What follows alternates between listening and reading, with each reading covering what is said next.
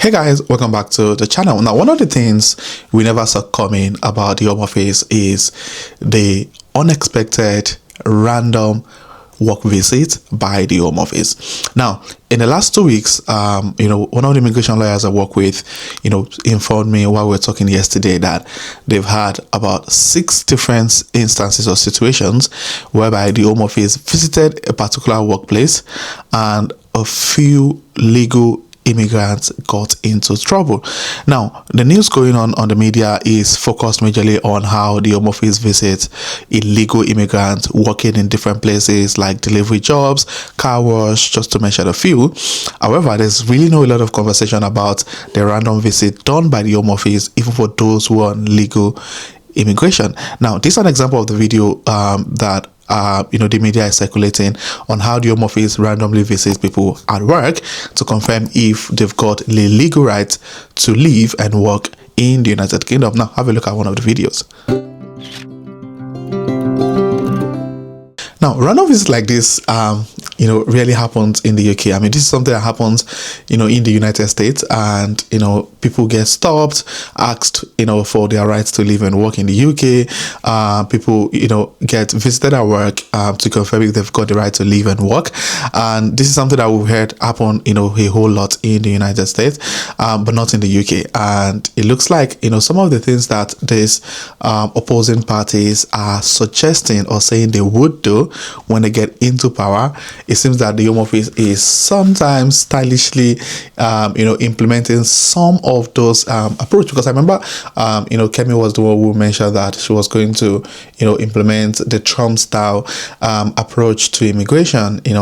Get people deported, get on the streets, pick up random people who seem to be immigrants and then confirm if they've got the right to live and work.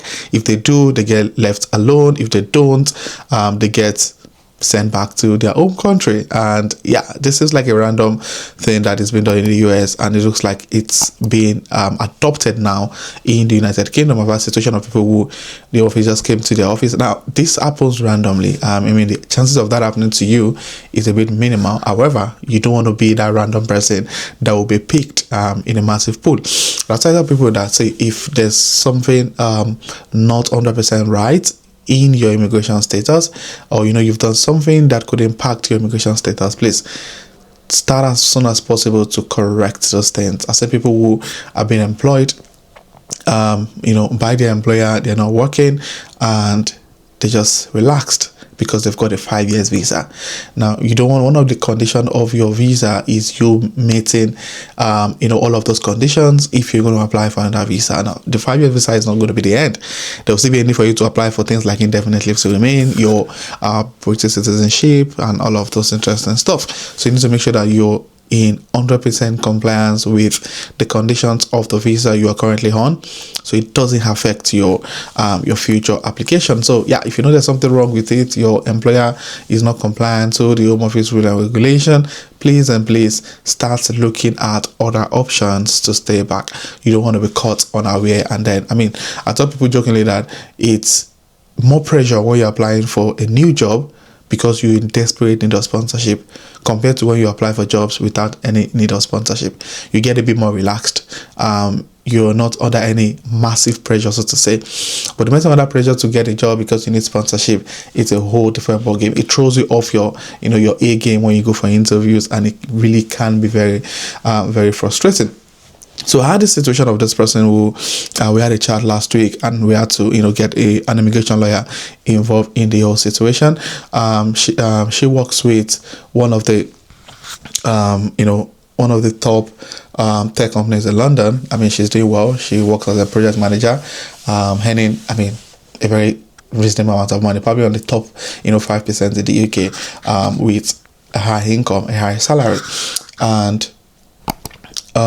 this really doesn't have to do with the Home Office visits to our workplace. It's just because of the fact that she just lost her sponsorship, and it's a whole lot of saga at the moment. She's going through a lot of pressure. Now, even though she earns a whole lot, it's a restructuring situation in her current organization, and this restructuring affected her because she's one of the employees with, of course, a high income, and also aside from a high income, the company also pays a bit more extra to keep her in the country as, you know, a skilled worker visa and all of that. So she was part of those that got impacted with the restructuring, and she's been made redundant, and a contract is going to end, I think, sometime in November. Yeah, November thereabouts.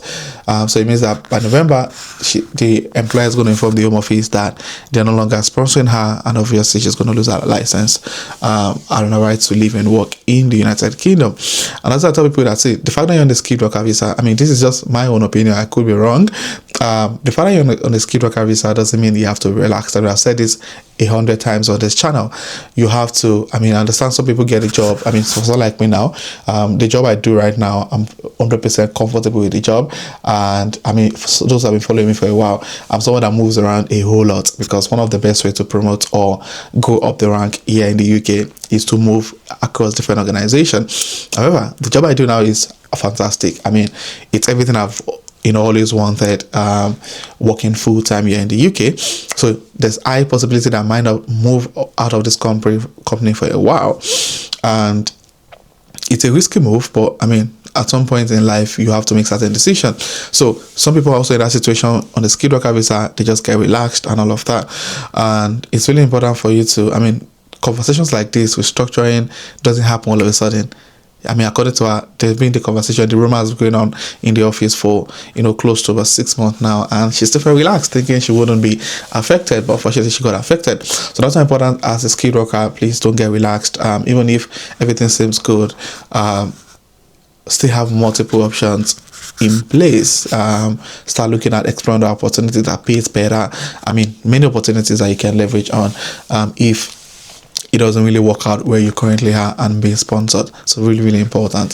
So luckily for us, I mean, because of the kind of job she does, the organization she works with, it was quite easy. I mean, I think in 2 weeks after we started pushing out more applications, we already got 3 interview invites.